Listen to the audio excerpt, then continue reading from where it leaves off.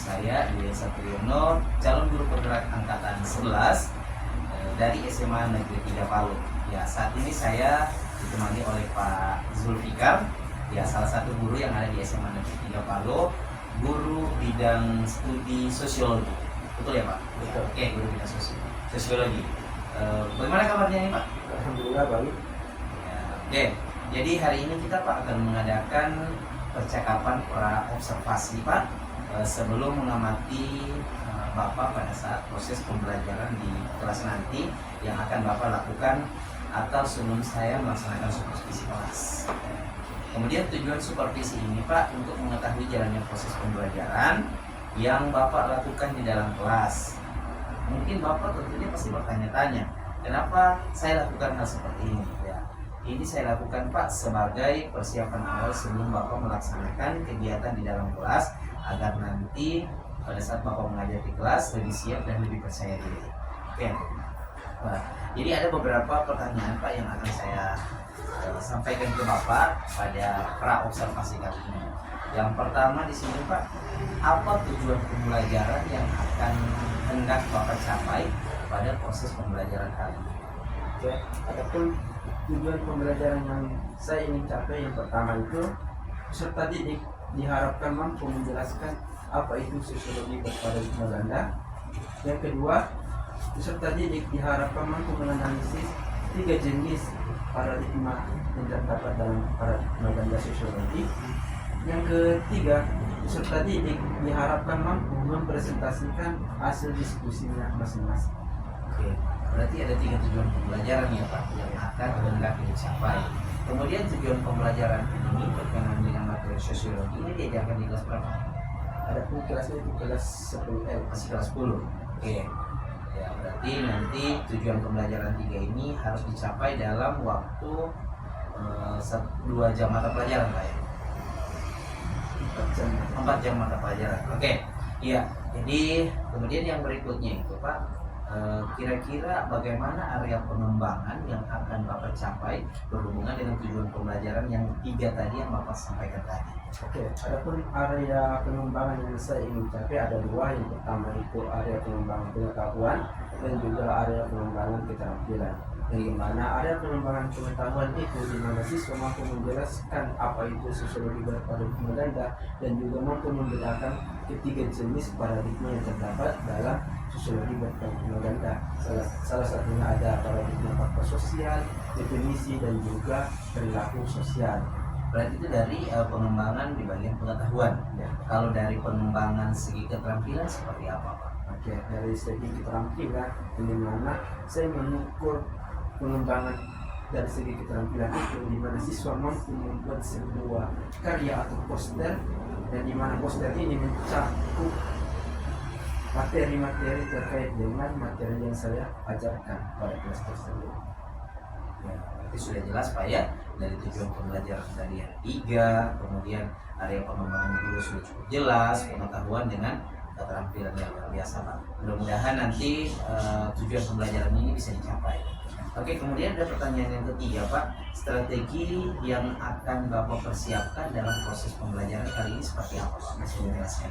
Strategi yang saya akan terapkan di dalam proses pembelajaran ini sesuai dengan perangkat yang saya telah buat, yaitu yang dimana dalam proses pembelajaran itu harus berfokus kepada peserta didik atau berpusat pada peserta didik sesuai dengan bagaimana kesiapan peserta didik di dalam menerima materi yang akan saya berikan. Yang kedua, adapun model yang saya gunakan yaitu model blended learning dengan tipe model atau metode yaitu metode diskusi dan data yang jawab. Di mana di dalam proses pembelajaran ini saya akan memberikan pengantar materi atau materi umum mengenai tentang sosiologi berparadigma ganda. Terus saya membedakan dari ketiga jenis ini. Kemudian saya akan membagi peserta didik menjadi beberapa kelompok sesuai dengan tingkat kemampuan peserta didik. Yang pertama saya akan membaginya ada kelompok paradigma faktor sosial, definisi sosial dan juga perilaku sosial. Nah, di mana hasilnya itu mereka membuat sebuah poster tentang materi yang mereka dapatkan masing-masing. Di sini proses berdifferensiasinya ada Pak ya. ada diferensiasi prosesnya, ada diferensiasi produknya juga ada. Ya kontennya tentunya materi-materi yang akan Bapak sampaikan tadi sebelum nanti siswa ini mengerjakan tugas-tugas mereka. Ya luar biasa sekali Pak. Mudah-mudahan tujuan pembelajaran ini Bapak bisa capai nanti dan siswa dalam proses pembelajaran nanti menyenangkan. Yang terakhir ini Pak, kalau penilaian dari segi penilaian atau asesmen seperti apa itu penilaian yang akan Bapak berikan kepada tujuan pembelajaran di akhir nanti? Oke. Kan dalam perangkat pembelajaran itu ada 3 penilaian. Yang pertama penilaian sikap, pengetahuan, dan juga penilaian. Penilaian sikap itu bagaimana siswa melakukan kerjasama yang baik dalam mengerjakan PKPD yang saya berikan, terus bagaimana dia berperilaku, bagaimana dia berkontribusi dalam mengerjakan apa yang mereka harus kerjakan. Terus di pengetahuan itu saya mengambil nilainya dari hasil PKPD-nya itu, hasil PKPD dari setiap masing-masing kelompok. Kemudian kita tampilkan apa yang mereka hasilkan atau produk yang mereka hasilkan, misalnya poster atau seperti itu. Oke, terima kasih Pak Zulkifli, luar biasa sekali. Ya, demikianlah percakapan saya atau hasil wawancara saya dengan Bapak Zulfikar, Bapak Zulfikar sebelum nanti melaksanakan proses pembelajaran di kelas. Ya, jadi ini masih pasca, nanti sebentar kita akan lanjutkan lagi ke proses setelah observasi di kelas. Oke, demikian Pak. Terima kasih banyak. Assalamualaikum warahmatullahi wabarakatuh. Waalaikumsalam warahmatullahi wabarakatuh. Gimana kabar hari ini? Baik. Sebelum kita mulai pembelajaran hari ini, alangkah baiknya kita berdoa. Kepada kedua kelas, saya persilakan untuk memimpin doa. Baik, teman-teman, sebelum kita mulai pelajaran hari ini, mari kita berdoa menurut kepercayaan dan keyakinan kita masing-masing. Berdoa dimulai.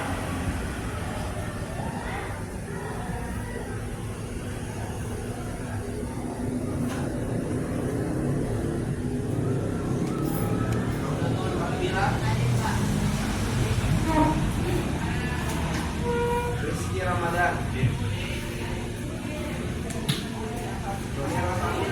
Yang pertama ada yang disebut dengan sosial, itu berbicara mengenai dan di mana individu itu dipengaruhi oleh segala sesuatu yang ada di luar individu. Misalnya hukum, individu akan dipengaruhi baik itu dari perilakunya, tingkah lakunya, dia akan diatur oleh adanya hukum. Oke, yang kedua ada definisi. Ini kebalikan dari fakta sosial, yang dimana individu itu yang mempengaruhi segala hal yang ada di luar individu. Mereka yang menciptakan barang, mereka yang menciptakan teknologi agar semua masyarakat itu terpengaruh dari ciptaan seseorang itu. Misalnya teknologi HP, mereka akan menggunakan HP karena ada penciptanya, yaitu manusia. Terakhir ada perilaku sosial. Ini perilaku sosial berbicara mengenai hubungan sebab akibat. Artinya seseorang akan melakukan sesuatu karena ada yang ingin diciptakan, karena ada yang ingin mereka capai. Misalnya mereka akan belajar di rumahnya atau di malam harinya ketika dia ingin mengikuti kompetisi atau olimpiade ataupun ulangan harian. Bisa dipahami? Oke. Nah, hari ini kita akan mencari atau membedah dari ketiga paradigma ini. Oleh karena itu saya akan membagi kalian ke dalam 3 kelompok. Oke, mulai dari Romero, silakan menyebutkan ke 1, 2 sampai 3.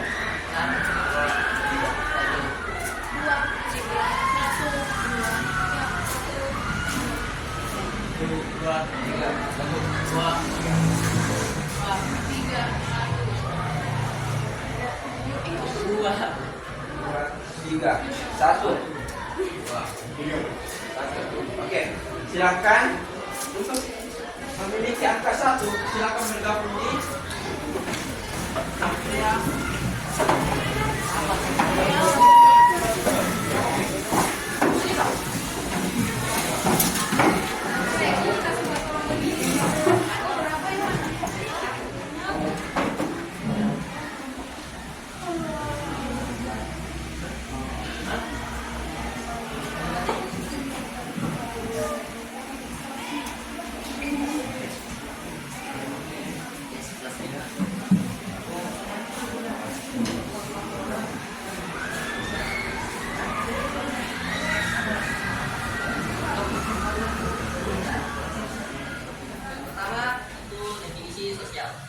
Definisi fakta sosial. Definisi fakta sosial adalah paradigma fakta sosial merujuk pada cara pandang atau kerangka pemahaman yang digunakan untuk memahami fakta sosial. Fakta sosial adalah realitas sosial yang ada di dunia individu dan mempengaruhi perilaku. Selanjutnya dalam paradigma fakta sosial ini dipengaruhi oleh banyaknya tokoh-tokoh sosiologi. Yang pertama itu ada Emile Durkheim, Auguste Comte, Karl Marx, Talcott Parsons, Herbert Spencer, Marcel Mauss, Maurice Halmer, dan juga Robert Merkel. Kemudian contoh dari paradigma fakta sosial. Contohnya Hilal yang berangkat ke sekolah lebih pagi karena dia seorang murid SMA Negeri 3 Palu. Baik, dari presentasi kami tadi, apakah ada yang ingin bertanya? Bagaimana, anak dari kelompok 2 dan 3, apakah ada yang tidak dipahami dari presentasi oleh kelompok 1? Paham? Oke. Silakan kembali. Baik, terima kasih atas pertanyaan yang kalian berikan. Saya tutup. Wassalamualaikum warahmatullahi wabarakatuh.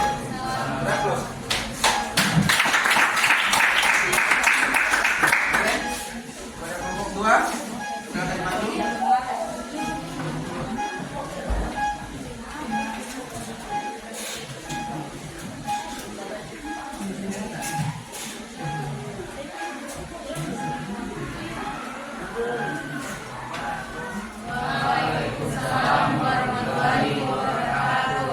Perkenalkan kami perwakilan dari kelompok 2, saya Gabriel Wisnu. Saat ini kami akan menemukan materi tentang paradigma definisi sosial.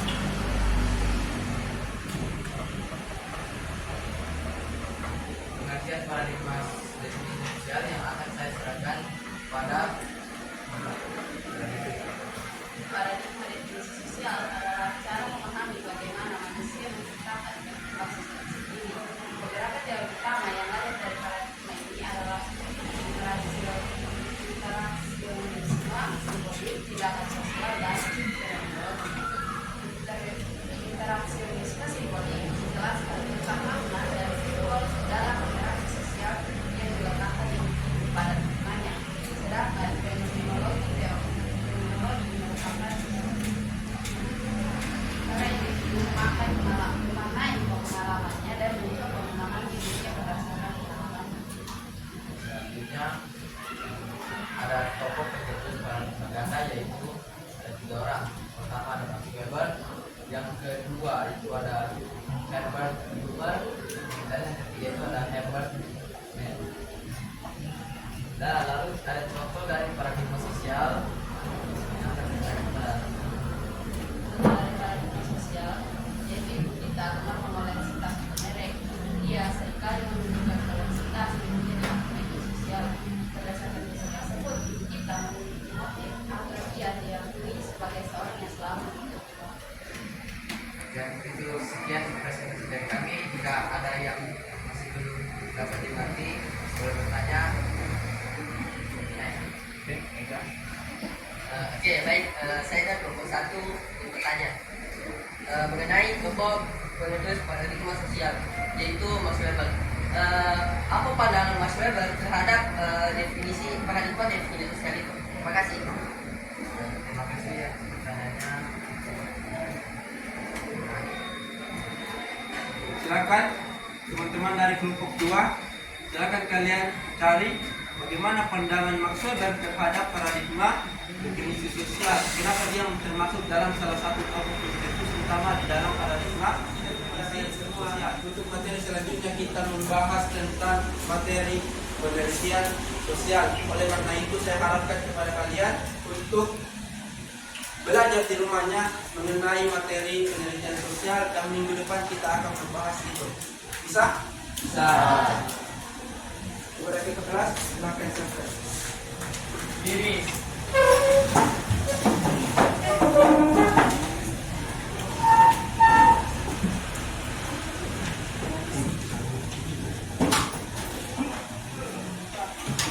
Waalaikumsalam.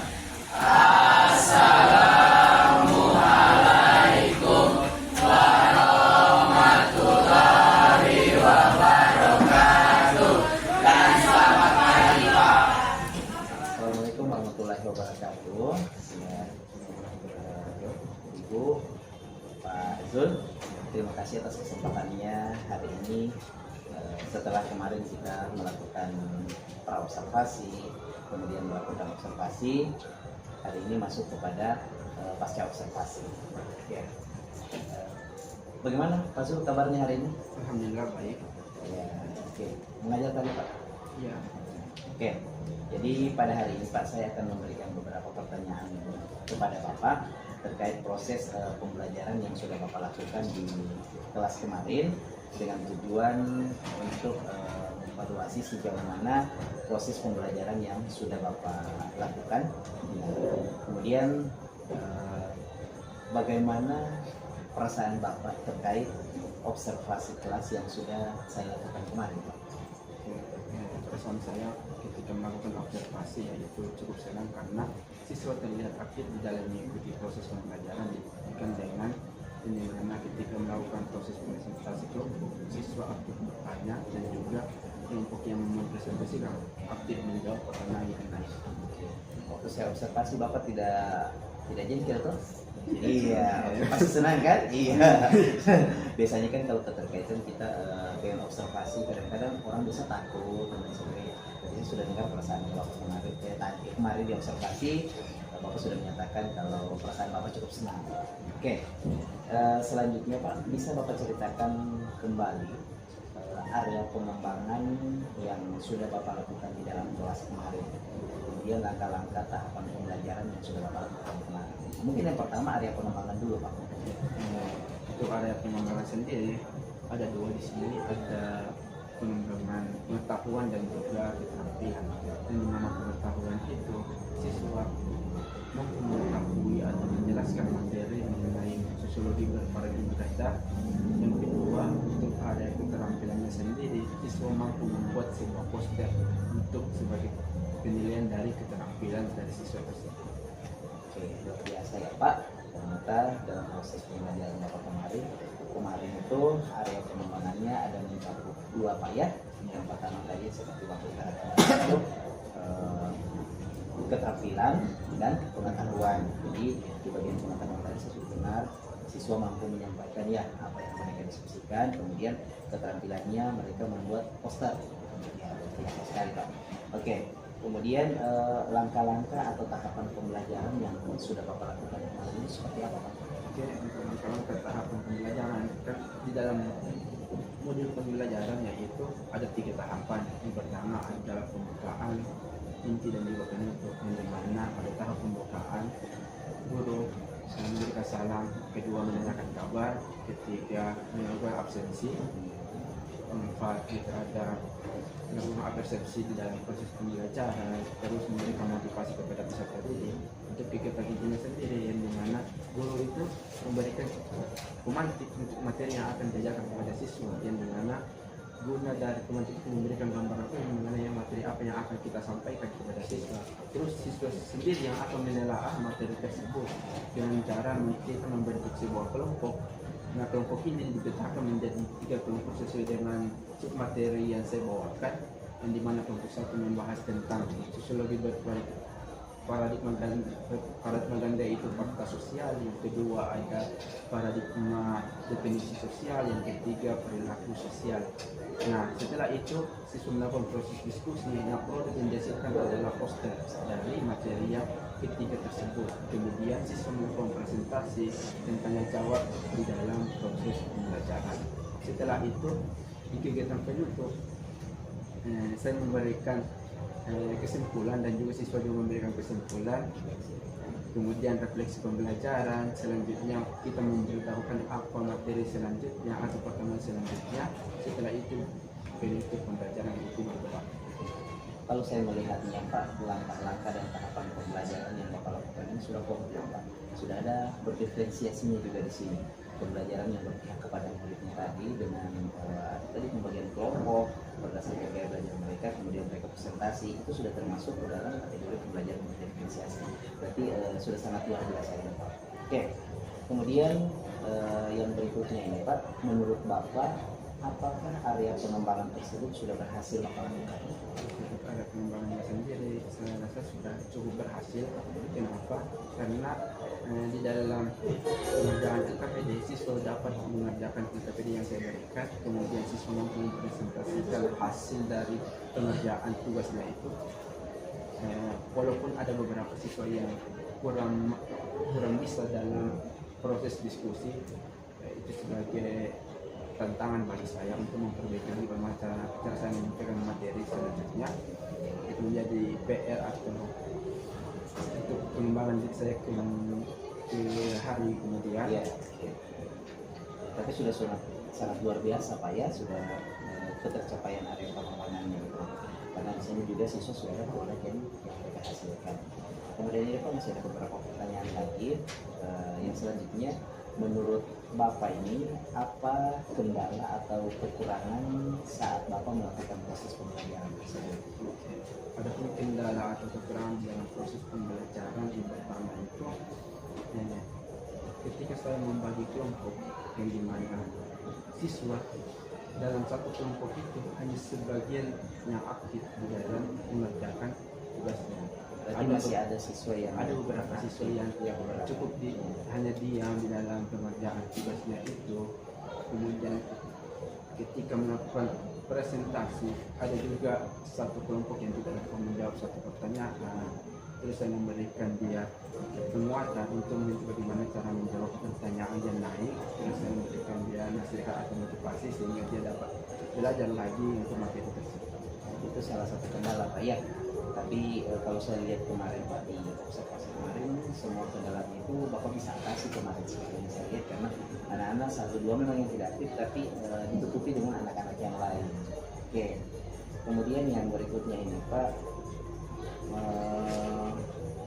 kira-kira apa yang menyebabkan siswa itu Pak kurang aktif pada saat itu?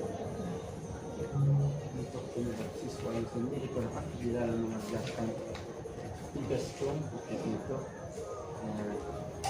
belum sesuai dengan dia punya niat gaya belajar.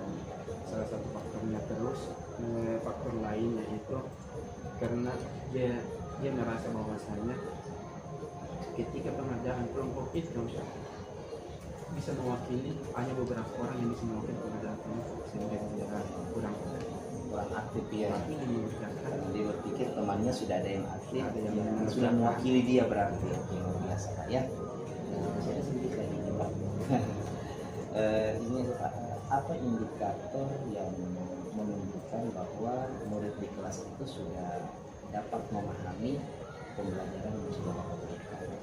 Ada pun indikator yang menunjukkan bahwasanya siswa sudah mampu memahami materi yang saya berikan, yaitu yang pertama ketercapaian metode dan pembelajaran, yang kedua yang dimana siswa mampu menyelesaikan tugas LKPD yang saya berikan sebagai penilaian pengetahuan bagi siswa, dan juga poster sebagai penilaian keterampilannya, dan presentasinya juga sudah menunjukkan bahwasanya siswa mampu memahami materi tersebut. Walaupun ada beberapa siswa yang masih kurang mampu, itu menjadi tugas saya bagaimana saya bisa memberikan pemahaman yang lebih lanjut lagi kepada siswa tersebut mengenai materi yang mereka belum paham.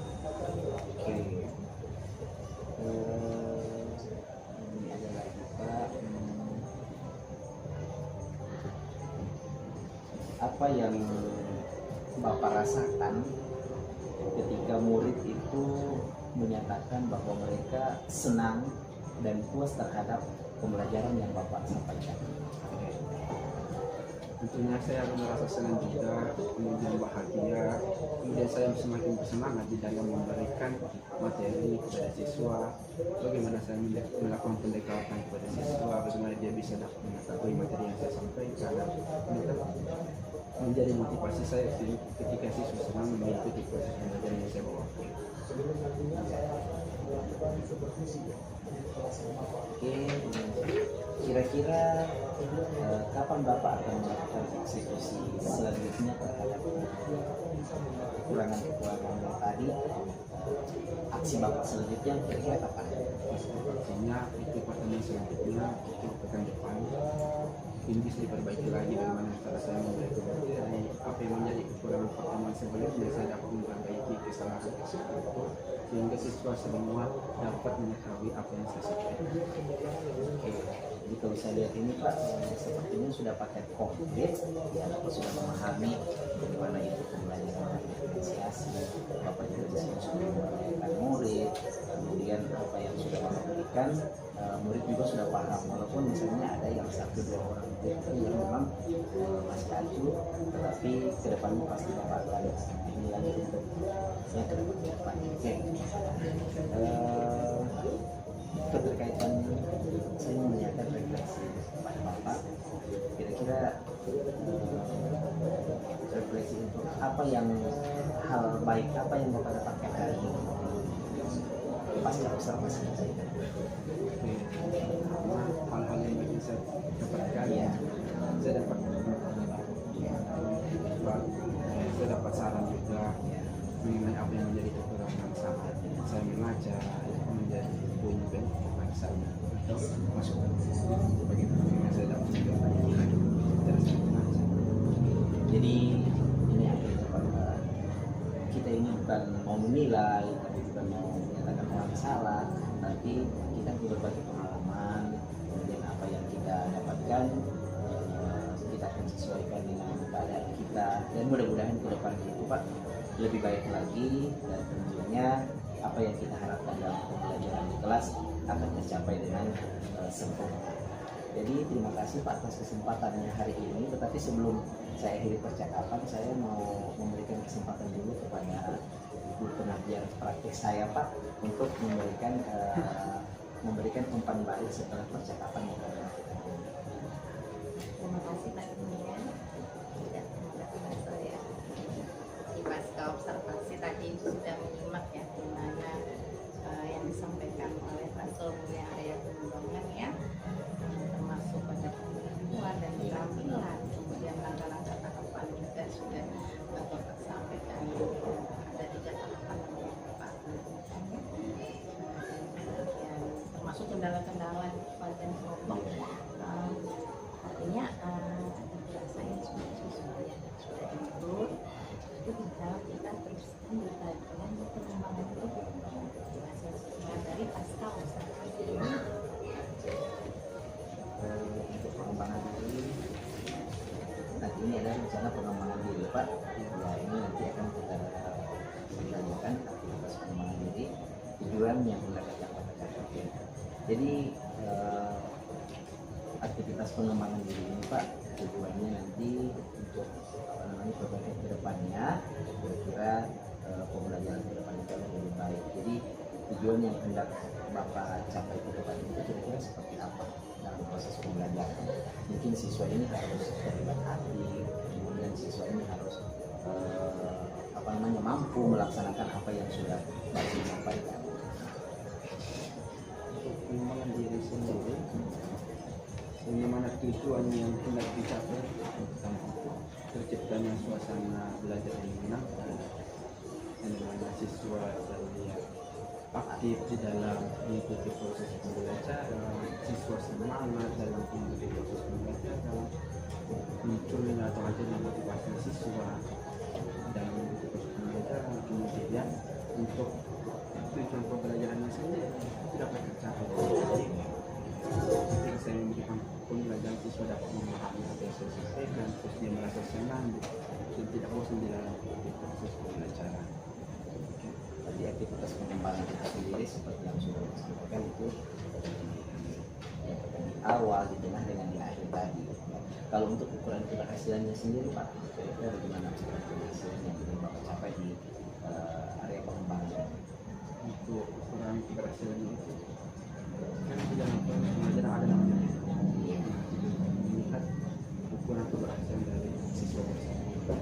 Apakah tujuan pembelajaran sudah tercapai atau tidak? Apakah siswa di dalam proses pembelajaran mampu mengerjakan apa yang kita tugaskan? Kemudian siswa aktif. Walaupun ada beberapa siswa yang kurang aktif, kita melakukan remedial bagi siswa yang kurang aktif ataupun memberikan dia bimbingan secara khusus lagi agar siswa tersebut bisa terlibat baik temannya, bisa aktif dalam proses pembelajaran. Kita mempunyai siswa yang memiliki Untuk waktunya sendiri Pak dilaksanakannya seperti tadi Bapak sampaikan tadi ke depannya, minggu depan dan seterusnya pada saat proses pembelajaran. Untuk mendukung aktivitas kegiatan pembelajaran Bapak di kelas, kira-kira apa saja yang bisa dijadikan pembelajaran di dalam kelas untuk untuk rencana pengembangan diri ke depan. Saya katakan punya sendiri seperti Ya, misalnya kita menggunakan poin menggunakan kantor, terus bisa lagi ketika kita menugaskan suatu tugas kepada siswa lebih kreatif dalam mengerjakan itu, misalnya dia membuat sebuah video acara ataupun siswa jelas siswanya aktif Pak ya. Oke, jadi teknologi itu sangat mendukung baik. ya siswa sama. Oke. Jadi mungkin itu saja Kak yang di pasca observasi hari ini yang kita laksanakan. Nanti kedepannya mudah-mudahan masih bisa lagi kita akan komunikasi dan berbagi praktik baik dengan Pak Zul. Bukan hanya Pak Zul, dari saya berbagi ke Pak Zul berbagi ke teman-teman yang lain juga, dan kita harapkan ke depannya itu guru utamanya diri kita sendiri ini pembelajaran yang kita harapkan itu semua berpihak kepada siswa atau berpusat kepada siswa, sehingga atau tercipta suasana pembelajaran yang menyenangkan dan memenuhi standar kriteria, dan untuk siswa itu sendiri mampu menyerap apa yang kita sampaikan dan juga pembelajaran kita dapat dikerjakan. Oke, terima kasih Pak Zul untuk kesediaannya hari ini. Terima kasih, saya ucapkan selamat Pak Zul untuk berkreativitas lagi ke depannya. Assalamualaikum warahmatullahi wabarakatuh.